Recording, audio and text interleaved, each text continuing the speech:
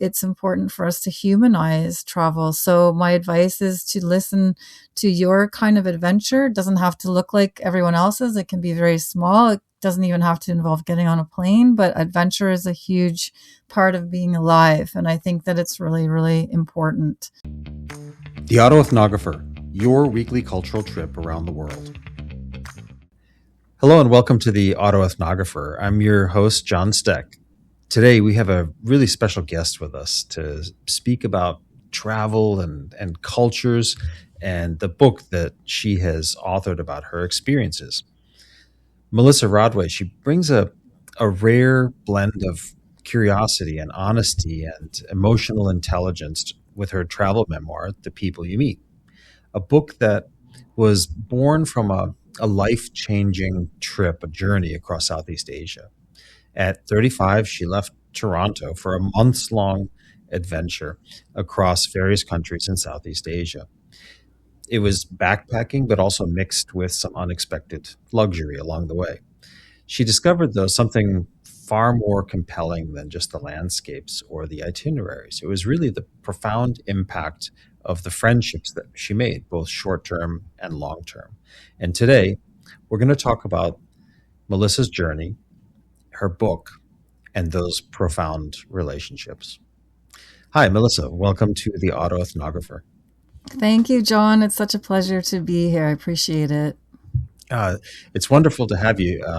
I appreciated our first conversation where I got some sneak previews about your experiences and also looked at some excerpts of your book. I'll make sure, of course, at the end that your book is going to be bookmarked and linked to the show notes at the end of the show. Can you tell us a little bit more about yourself and about that journey that you took and the book that you wrote, just to set the stage, and then we'll talk a little bit more in detail after that? Absolutely. I've always been someone who loved adventure and travel. I don't think I was doing anything, that much different than anyone else in my 20s. I was kind of roaming around Canada trying to find my place. And I guess when I was in my late 20s, I fell in love with more consistent traveling. I had a 9-to-5 job, but I was always trying to fit adventure around it and fell in love with Central America and places like that. And then, in my 30s, it kind of really took hold for me. So I was very, very lucky in that I'd had a partner when I was around 35 who decided he wanted to do some research on a luxury travel business. And we left our lives in Toronto. He was from England, but he was living here in Toronto. We had met on a cycling trip in Cuba. That's a whole other story. And we decided to go off on this journey together where he was going to be researching some luxury travel hotels or tour operators, as well as some hotels. So our trip was going to be 90% backpacking, 10% luxury. And I was going to be along for the ride and sort of just the plus one. And this was not uncommon for us. I mean, when we met in Cuba, he was already sort of working in these industries. So we would meet up all over the world and we knew the rhythm of what this was like for us. And at our core, we were always adventurers and backpackers, although I think he was really starting to dive into the whole luxury world. But anyways, off we went on this trip and we went through Thailand, Laos, Cambodia, Vietnam, and China. And for me, I knew that I would be there as long as I wanted to be. He was going to be going for much longer.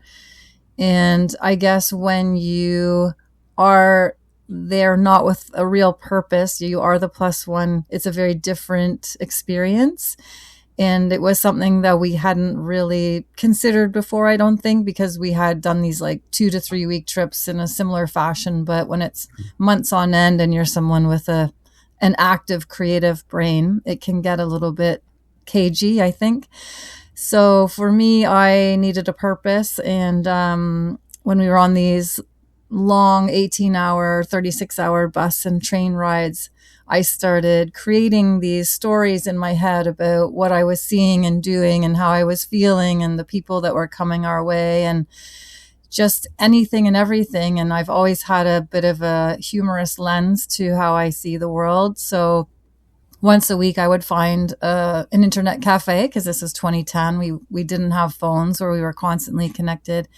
And I would sit down and send out these mass emails to friends and family who responded very positively to those and wanted more. And if I had been smarter, I would have started a blog in 2010, and I'd probably be speaking to you from a very different lens at the moment. But this is how it worked. And 15 years later, I decided to turn those emails into a story and spent some time editing them. And that became The People You Meet. So there was a few moments where I thought, this happened 15 years ago? Does anybody care? But I realized that a lot of these experiences are not set in that time.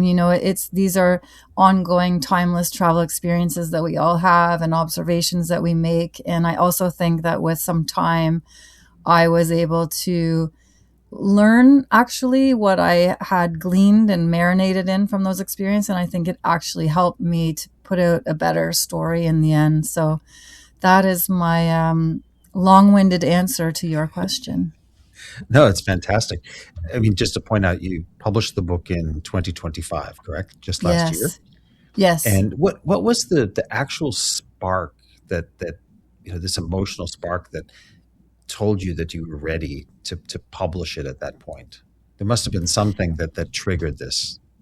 It's funny because over the years, I had revisited it several times, and something just didn't feel like it was the right time. Maybe, I had imposter syndrome, or maybe I didn't have the confidence. I don't know what it was, but in 2023, I took a year off and did some traveling. And I think that when you do big things, one thing leads to the next to the next. So 2023 was a really big year for me. And when I came home from that, I did a stand-up comedy course. So I did a set on a comedy stage. And immediately following that, I all of a sudden picked the book up and said, it's now or never. And it was also one of those things that was constantly in the back of my head. And I knew that would never go away, and I had to address it. So I had to decide, either we're doing this or we're not. And I have to be at peace with either decision. And thankfully, I did it. So here we are today talking about it. I love that, and I really love the fact that you took a stand-up comedy course. That's fantastic. Yeah. Did that It was fun. career take off at all? Well, no. However, I would certainly consider doing it again. I absolutely loved it. It really tapped into storytelling. I used a few of my travel stories that are actually in the book. And if you like to write and you like humor, it's a perfect fit. But I'm one of these people, I've just learned this term this year through these podcasts. I'm a multi-potentialite. I think that's the word, where you are always going in different directions and you cannot focus on one. So I feel when I really hone in on something, everything else falls to the sidelines. So I had to sort of put it aside to get this book out and to do all the promo, etc. But I will tell you, it could happen again this year. The old comedy, I did really enjoy it. I love that. Let me know when it does, and I'll let the listeners know as well. Thank you. Digging in a little bit about the book and the kind of cultural windows that you opened, you center on the book in these temporary relationships that you found on the road, that they were really meaningful to you, and that was really very much, I think, the birth of the book through that. What did you find made those more short term or short lived relationships so powerful to you? I think when people travel, when you're an adventurous person, as you are as well, you are so open to whatever's coming your way and whoever is coming your way. And I think that's very different than how we live in our normal, excuse me, our normal lives, where we can more or less predict who's going to move in and out of our circles on a daily basis. So when you go away, I think that's 90% of the reason we do it is because of the unknown. And some people really thrive on that and in that arena. And I certainly do. So I think you have to be open to whatever walk of life, shape, country, culture, whoever is coming your way. Often these are people that you would not hang out with in regular life. Let's be honest. I've hung out with a whole cast of characters, and I think we all come with biases and judgments that we're not even aware of, that in our normal lives, we probably would not be hanging out with these people. And that is the beauty Right. of these adventures, is that we are so open and we shed all of these silly judgments that we have. And sometimes you can feel connected to someone that you're going to spend half a day with, or 3 hours with, or 3 weeks with, and you feel a connection to them that is very different than the people in our normal lives. Not to say that those aren't powerful relationships as well, but I think you're on a different playing field. I think when you're meeting like-minded people, you start from a very different platform of being understood and sharing things, and that can go in so many different avenues and conversations. And so these temporary relationships can be huge. They're not all wonderful. Let's be honest. I've met some real colorful characters that I never need to see again on the road as well. It's life everywhere, but I think there is something very special, and you can learn some very powerful things from strangers. Now, when you travel like that, there's almost a conscious decision that you can take between being an observer of all these different places that you see versus being a participant in what you're seeing. Actually stepping into the situation. How do you navigate that tension? Because you can't. I don't think you can always be a participant, and you are probably not always an observer either. There's a certain tension there. How do you navigate that? I think that has changed for me over the years as I've gotten older. I think when I was younger, I probably wasn't really understanding the privilege of travel. And I think it's common. I think we go to these countries and we forget that, the rules. I think, it could be as simple as taking pictures of children without permission. It could be um, participating in animal tourism. It could be a whole host of things. And I think as I've gotten older, I'm much more aware of the human condition, I guess we'll call it. And I write about this a little bit in the book, about going to places where you walk away feeling like you are just at a human zoo. I can recall a couple of stories of this in Vietnam was one where we were floating. We were going around on a floating village, and we had this old woman who was mightily strong, and she was probably in her 70s, and was rowing us on a raft to go around and look at people living in a water village. And I mean, certainly that's very interesting. I live on land. I can't relate to like getting boated out to my school or being on a floating dock. And that's fascinating to see.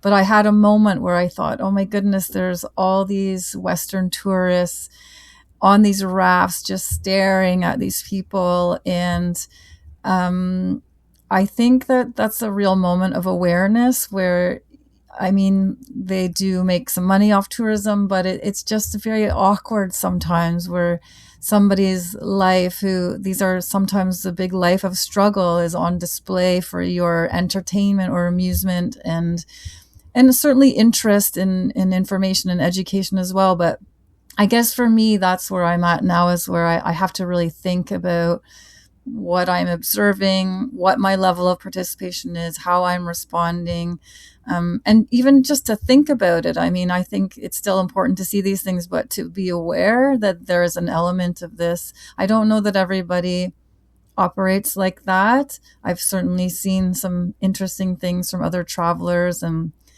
I think it's even in behaviors. I was in Bolivia not too long ago, and with some influencers, and that's another topic, who were very rude to a server in a very remote area because they couldn't get vegan food. And just like even that sort of interaction is like you really have to check yourself at the door and realize you're not at home. So I think that's for me, it's always the respecting different cultures and Mm. realizing like if people came into your country and acted a certain way, we would lose our minds and we would revolt and we would say things, yet we go to other places and expect that we can do what we want. So I think for me, that's the boundary of participating and taking a step back and just being aware.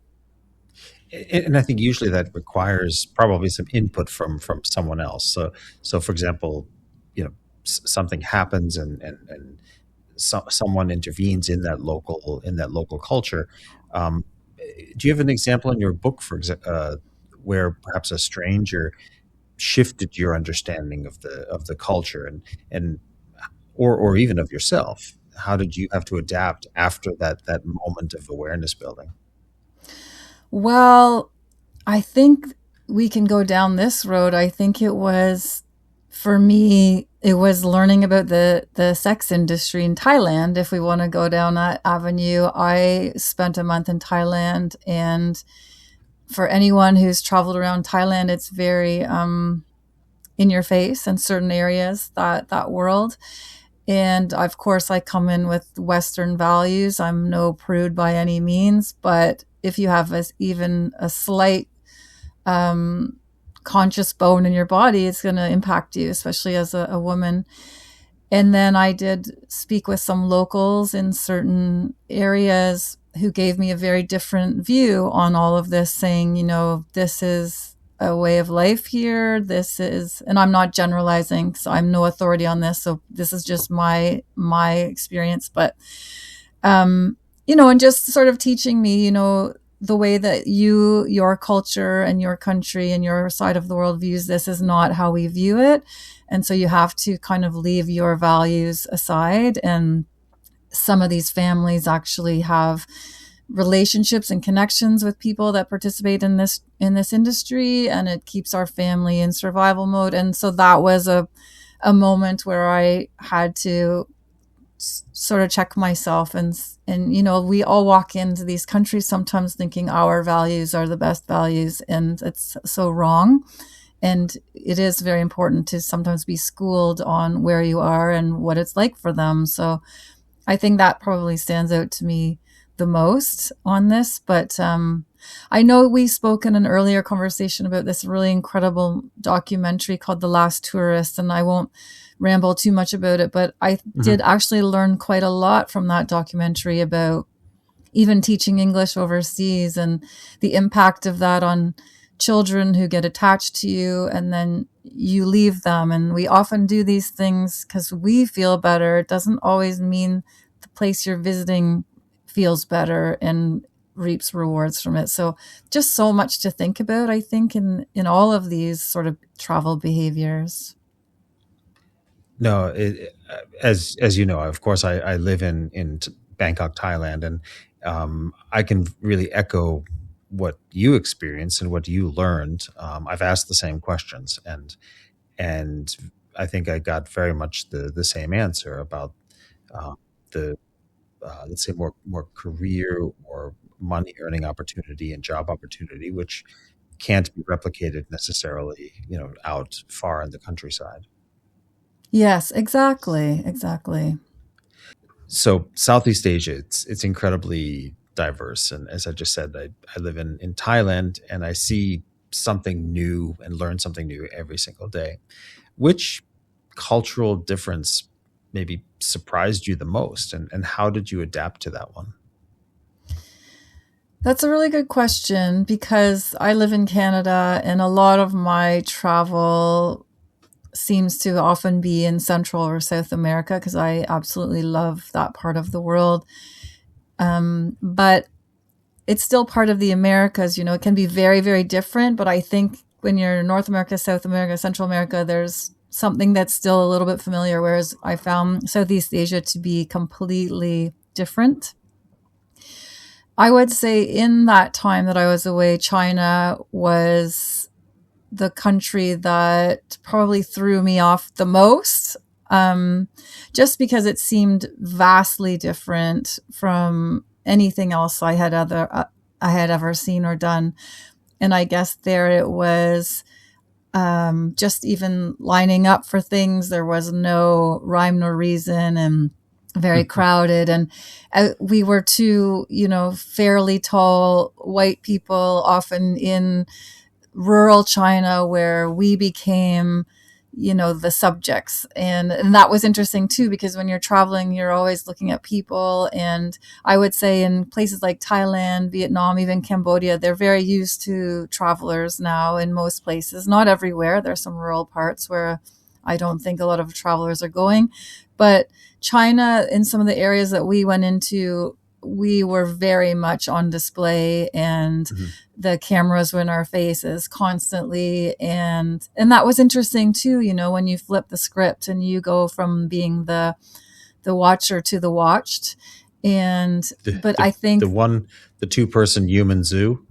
yes, we were definitely the human zoo. I mean, this happened to us a lot. We would be on trains in the middle of nowhere and wake up in the morning to like 7 or 8 children on my bunk bed with me, just looking at me and watching my every move. And everywhere we went, we just had, cameras and questions and all of that, which, takes a little bit of getting used to as well when you're, as a traveler, always trying to be under the radar. But anyway, I would say that being in that country was the most adjustment I had to make to behaviors. And again, it could be anything from lineups to buy tickets to getting on a train to using the bathroom to whatever it was. It was just like mayhem and a lot of loud talking and and just a different way of interacting with people that was very different for me. So a very, very beautiful country, but I would say that was the one where I had to really, like every day I felt like I was learning a new way of how to survive in China with just general behavior. Have you Now, been? I have not. Yeah. I was planning to go this spring, in fact, this month, but I have pushed that off again. Yeah. I've traveled through most of the other Southeast Asian countries, but from what I have learned with speaking directly with Chinese counterparts, it's really different. And with It's very my different. various friends and colleagues who have worked there in the past, it's really different. But one thing that seems to transcend all of these cultures throughout Asia is this sense of hospitality and kind of Yes. a generosity and a social norm that's more open to visitors, Yes. I think.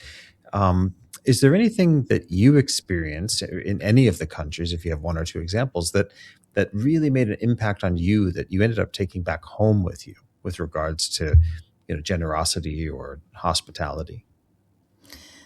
I think that's a really interesting question about most places that you go to, and certainly countries where there may be a lower socioeconomic situation. I've always found that the people who have the least are the most generous and the most kind to you. And that's something that I know, but when it happens, it still overwhelms me every time. I do remember being in Cambodia in Battambang, which I'm sure you've probably been to. It's where you can ride that crazy bamboo train that feels like you're going to die, but it's really exciting. And we ended up hanging out with a local guy there for a couple of days who he was a tour guide. I mean, it was just us with him. He was our own private guide, but there was something about him, like his smile was just like a megawatt smile. And we went into his house. We had dinner with his family. They taught us how to cook 3 different meals. He took us around to various parts of the Cambodian countryside. And his English wasn't great, but there's just something about people you just trust. We don't trust people as much in our regular worlds, but when you travel, you have to trust, or else you're going to have a pretty boring time, and you kind of have to throw Right. caution to the wind, right? And you're always putting your lives in the hands of strangers. And I think it's that I always come home feeling energized by connections with people that are kind, generous people who really don't have a lot to offer in so many ways, but just by their kindness and their letting you into their lives is really powerful, because I don't feel we live like that in North America. I feel we're very, insular and protective and afraid sometimes to be this way. And other parts of the world, this is just not how they operate. They're just their kindness is in abundance, and that is always mind blowing to me. Right. And in abundance, and also very, very spontaneous. Yes, I was going for an evening walk in on the outskirts of Hanoi, Vietnam, a few years ago, and I was working there, and there was a family had set up this kind of dinner outside on the on a table, and had some chairs on the sidewalk, and I was literally just walking by with my exercise clothing on, and they were really insistent for me to sit down and share some food and have a beer with them. So I the did that. Of best. course, I had to walk a little bit further for my exercise after that. Worth it always, right? Absolutely worth it. You can't stop. You can't deny that. No, that's amazing. Yeah, I had a similar thing. I was in, Laos, I think, and got sidetracked one day with this woman who's a whole other story. And a couple of us were in a very, very remote village, and we got stuck in a lightning and thunderstorm and had to wait it out. And it was kind of the same thing as what you're saying. This family just said, come and take shelter, hang out with us. They couldn't speak a lot of English or any, I don't think, but it's just still that people looking out for people is so powerful.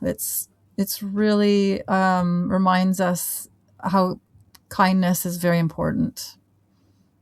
Yeah, yeah. No, that's truly powerful, and I think you just feel very human and vulnerable when you travel, because you are Definitely. in a different land, and you're a guest of that land. So, Absolutely. but speaking of reminders, when you actually started opening your old emails and rereading them, it must have been a little bit like opening up a time capsule after 15 years. I'm sure that brought back some real emotions and thoughts that after you read them again 15 years later. What was that Absolutely. like? And Yeah. first of all, I'm surprised that anybody has an email address for that long, 15 years, that you can actually get those emails back. Well, I don't have that email address anymore, thank goodness, but I had saved everything. So, yes. You ask a very good question, and it was not easy, I will tell you. I mean, some of it was really fun because it's a really funny book, and it's very honest, and I don't pull any punches, and I love to use humor in my storytelling. So it was funny. But yes, it's not always easy to revisit a past life like that. But I will say that it also felt like yesterday. I mean, life goes fast, as we know, but as well, things feel like they just happened 30 seconds ago. So it was kind of fun to revisit that. And I think more importantly, and I can't remember if I've already mentioned this in this interview, but it's also realizing what an experience taught you. I think in the moment, you can very easily fire things off to people. Today I did this and this happened and this happened. But you're often in survival mode when you're traveling. I think everyone who doesn't travel thinks that you're having one epiphany after another. And maybe there's the odd epiphany, but for the most part, you're just trying to get through the day in one piece, I find. And there's really no time to have epiphanies. But when you look at something you did so long ago, you start to realize the lessons, the value of what happened. I'm 15 years older, so I might see it differently, even though I still wrote it through my 35-year-old lens. there's so much I actually learned from looking at this later that I didn't realize was happening in the moment. So that was pretty interesting as well. Yeah, I was actually going to ask you about that. About you used the word epiphanies. I was going to ask about interpretations, but um, how is there one that stood out? Something that you didn't really consider or think about 15 years ago that somehow now it just makes sense after 15 years. Several things. I think one is that I discovered the need to travel with purpose, and that purpose can be, for me, it was writing. So when you're with somebody who has a reason to be on the road, as my partner did, it's very different for the person who's just the tag along. And I don't know if I was even old enough at 35 to put words to that. It was just a feeling that was Mhm. tense and anxious, and it probably caused some disagreements for us on the road. But as a 51-year-old, I now say, oh, I needed something. I needed my own thing.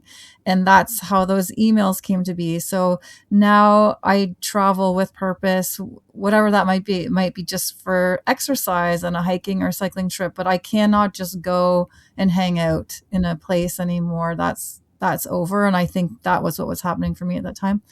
The Mhm. other major thing that happened for me was I met a woman on that trip who talked to me about knowing when it was time to go home.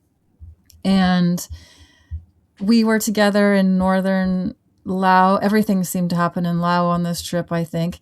And we were trying to buy tickets to get on a boat to take us to a village up the river, and she was talking away to me about I don't know what, and she was very well traveled, this woman. I've never met anyone like her before or since.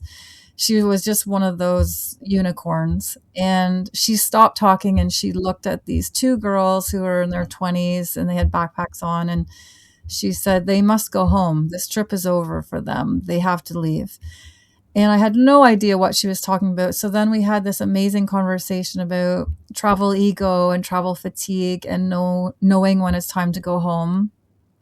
And that has stuck with me forever because I ran into that myself after 4 months on this trip that I wrote about. I was done.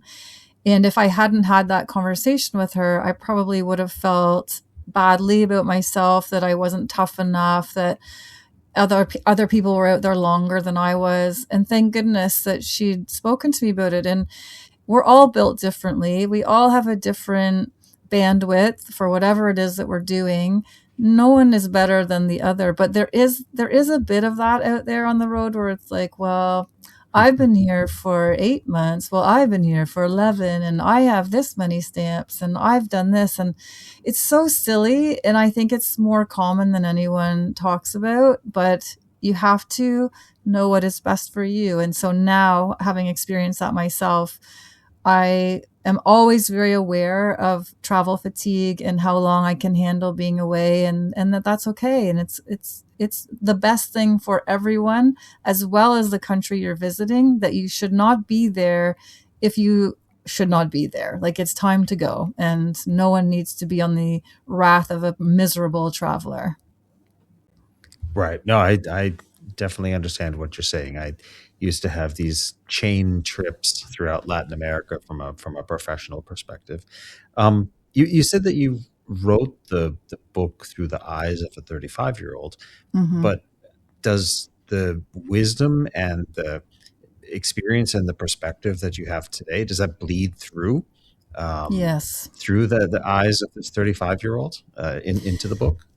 Well, I tried to keep it as much to that 35-year-old as possible because that was the story at the time. I would say that there might be a little bit of my current wisdom, which, although I'm not that much wiser, but maybe a little bit interjected in there. But I would say it's what's come after the book that has taught me actually about that time. I think putting something out into the world is a very interesting experience because this was your lens, this is your story. And then it changes when other people start reading it. I've had many people come to me and tell me things they got out of it that I had no idea. I didn't see it coming. And I think it's the what I just talked to you about. It's the travel ego, the knowing when it's time to come Mhm. home, the travel with purpose. I don't think I knew that writing that book. I think I learned it from writing the book. I don't think I knew it at the time, but I think in editing I figured it out. But I still just tried to be that 35-year-old person because that was how it was meant to be. But my next book will include what I learned from the first book. Good. I was going to ask if there's going to be a sequel, so it's There will be. good to know. I need more time. Don't we all need more time? Yes, yes. I could use 48 hours of the day. Yes, Um, exactly. so, speaking of kind of growing like that, from the experience, culturally, emotionally, or relationally, how did that change you? You have this a Canadian woman looking, observing, participating in these different cultures throughout Southeast Asia. And certainly this left an imprint on you that you took back. And probably it changed a little bit your view of your home country. I know I experienced that personally myself, looking differently at my home country after experiencing other cultures. And is there anything that you feel that profoundly changed inside of you, the way that you look at your own society now? I feel that we certainly live a life of privilege, and I feel we take it for granted. I've felt like this anytime I've been away, to be honest. I have a really strong memory of being in Nicaragua at one point where the grocery stores barely had anything in it, and then coming back to Toronto and walking in somewhere where the abundance and the ridiculous volume of things in our grocery stores that is probably going to waste at all times was really upsetting to me. So I think there's very stark Mm, examples in things like that. But I feel like on this trip in the book, Cambodia really got into my system. And the reason for that was that I had not known the history of Cambodia. I'm mm, embarrassed to say, but I have a feeling a lot of people don't know it in entirety. mhm, So being in Cambodia and learning about what had happened in the 70s with Pol Pot and the Khmer Rouge um, really was a big moment for me. Also, I'd had a friend in Canada, in Toronto, who was born there in 1977, mhm. and he had uh, survived. His family had escaped to a Thai refugee camp for many, many years, where they ate garbage and survived somehow. And all of them came to Canada. No one was left behind.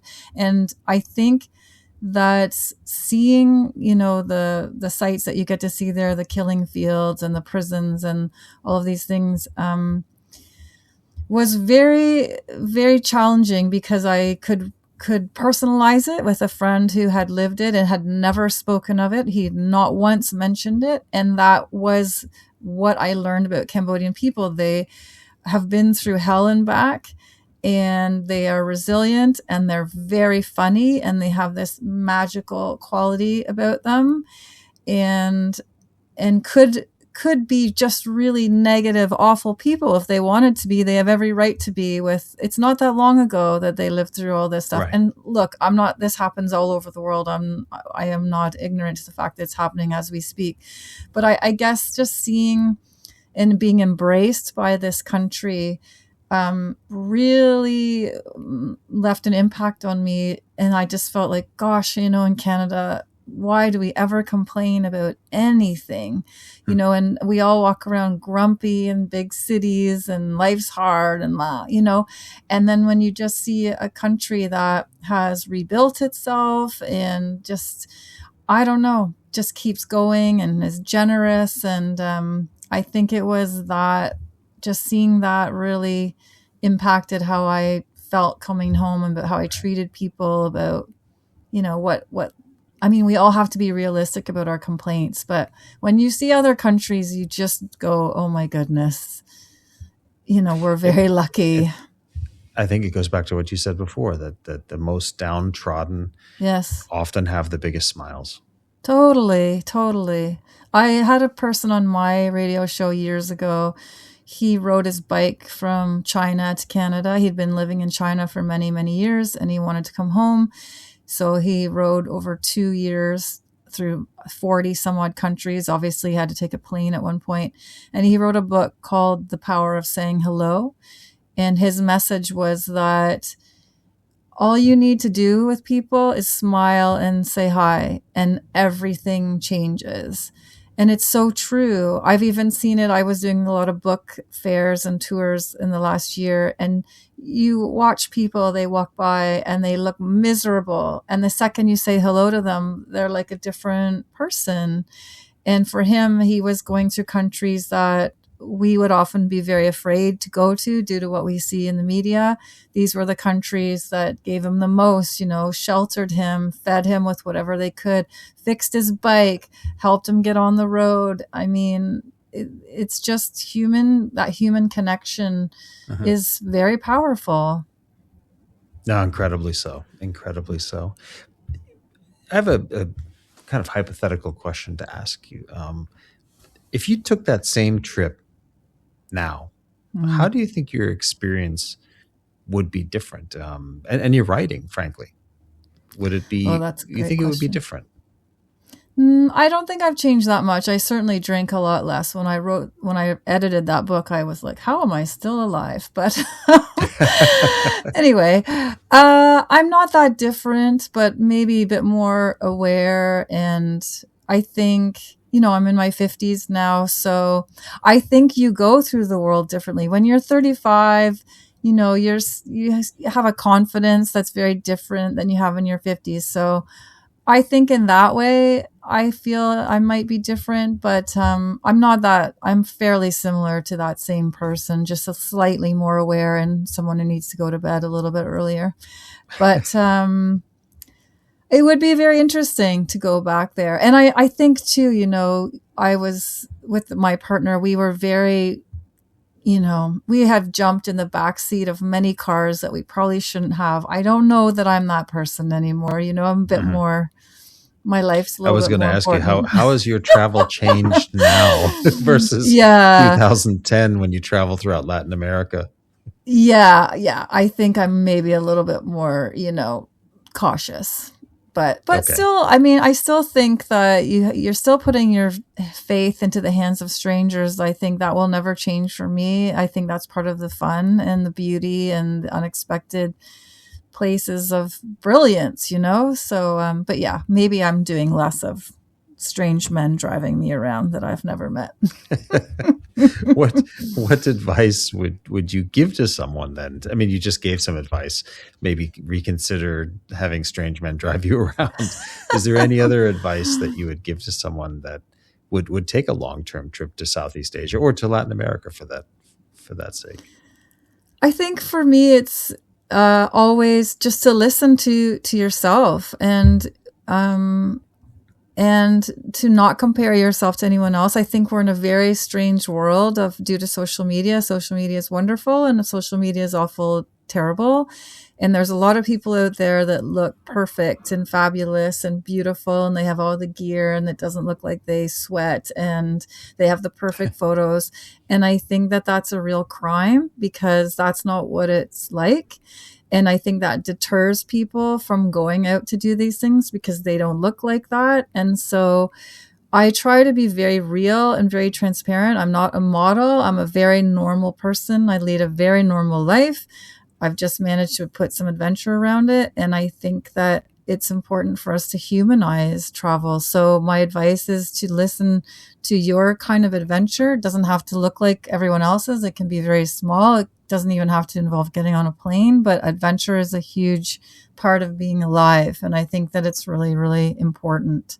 So choose your own adventure, as they say, and listen to yourself. And when you know something doesn't feel right, then it doesn't feel right. You don't have to justify it.